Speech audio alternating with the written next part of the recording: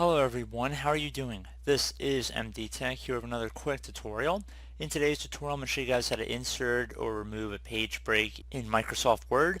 So this should hopefully be a pretty straightforward tutorial, and without further ado, let's jump right into it. So you can see I have page number 1 right up here, and then I have page 2. So in order to create a page break, this tutorial will show you guys how to do it.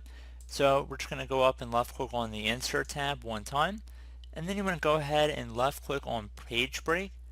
So once you've done that, you see we have another page listed in here. So in between 1 and 2, we have a blank page that has been created. So in order to delete a page break, we're just going to go back up to the Home tab. Then you want to left click on this little symbol right here that says Show or Hide when you hover over it. You want to just left click on that one time. So you see there's something that says Page Break right here.